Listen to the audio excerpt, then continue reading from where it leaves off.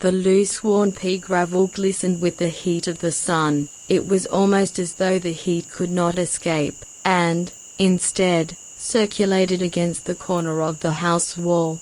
The reddish dust lay still amongst the remnants of the gravel. Crickets could be faintly heard in the midst of comparative silence, which was suddenly disturbed by hasty feet, half encased by black sandals, scuffed and discolored by that which was kicked up before. The male feet left behind many whirlwinds of dust in their wake, only some was sticking to the perspired legs below his knees.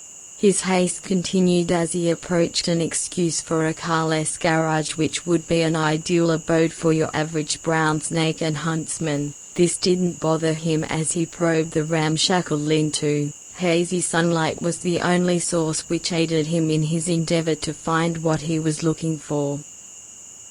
Half-empty paint cans and dirty rags menacingly obstructed his way through the half-lit building, causing him to momentarily stumble. Only the wooden wall prevented him from falling completely over. Proceeding to the back corner of the garage, he spotted a spare bicycle wheel hung from a rusty shelf bracket, used as a hook. He knew something was behind there, though why it would be there would confuse him. The wheel had covered what had been there since the house was purchased. Its very appearance suggested that it had been there for decades, preceding the current ensconcing. Neatly coiled, held in its shape by smaller nylon string, was the rope, dirty, greasy, but thick. He had no regard for the bicycle wheel as it was discarded onto the floor. The wheel made a vain attempt to escape its long, dark abode, but succumbed to its own wobble, and rattled on top of the metal paint tins. This didn't concern him, and no effort was made to pick up the wheel, or even make easier his own escape from the darkness. In haste, he travelled. The wheel's spindle grazed his left shin, as he marched, with determination, to his destiny. Throwing open the fly-screen door, he lunged into the house hallway, and, almost tripping over his drunken feet, reached for the stepladder and punched open the loft hatch. With wholesome purpose, he ascended into the darkness of the loft, no concern whatsoever for what wildlife surprise Australian nature could throw or jump at him. He tore at the flimsy nylon thread from the rope. It came away with ease, and the rope, with snake-like mentality, extended its long coiled neck downward, adjacent to his leg. He reached down, pulled up this limbering old rope, and swung it around the rafter, directly above the hatch. He crudely lassoed it and, with the other end, he made his coil that would deliver him from his pain, his suffering, his selfishness. Not a second for a thought, not even a moment of hesitation, he kicked himself from the steps, and his body succumbed to gravity, only to be abruptly halted by the tightening of the rope. His feet twitched so familiarly, as if this is what happens to all, when they hang. Something strange.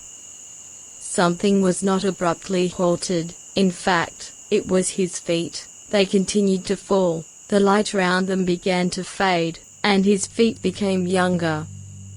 Without shoes or socks, without hard skin, without any sign of wear. They were falling, but not falling, they were floating downwards.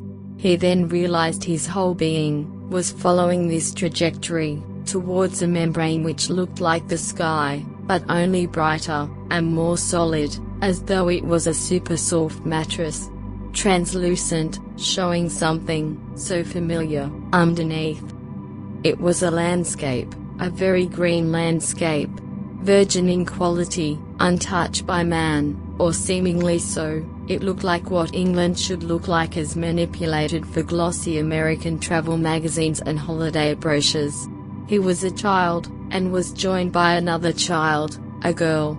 She seemed to be 5 years old, yet twinned with her suicidal companion. In unison, their feet landed on the membrane, and, like some powerful trampoline, propelled them upwards to repeat the soft, dreamy descent, once more, and again, and again. They were laughing, they were happy, they were so excited. At the speed of thought, they were resting on a gigantic silver, solid, rigid wing, below the membrane but high above the clouds.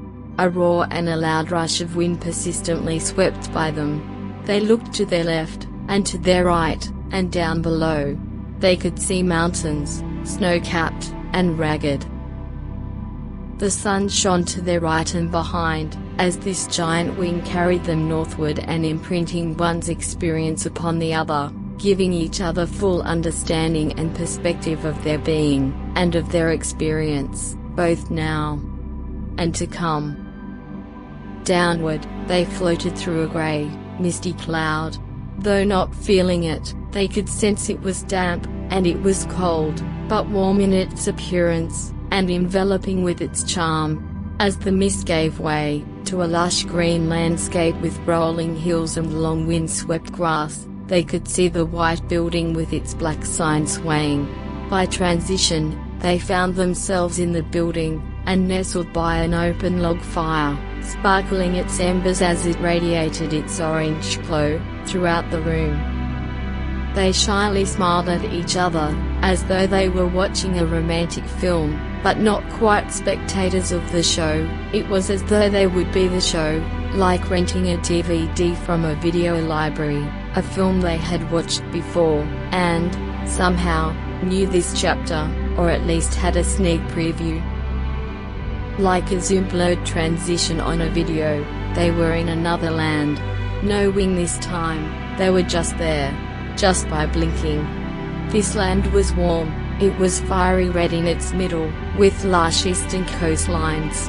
Another blink, and they were standing next to a house surrounded by a white, wooden fence, and sheltered by large gum trees, flexing in the coastal breeze. Within its spacious garden, and its neatly cut lawn, was a boy, with fair hair. He appeared to be 4 years old, and, to his left, was a man renewing the white paint with his brush. The boy looked straight at them, the man looked at the boy on his side of the fence. In a flash, they had ascended once more, above the membrane and bouncing on the trampoline with extreme, loud, and childish excitement, as though they were about to go on holiday. A man descended from behind them, his hands held out, protruding from his brown cloth sleeves, to embrace their shoulders. They stopped bouncing, they stopped, and looked up at him, with sincerity and humbleness, as he said to them, "Live your life. Your birth shall be a forgetting.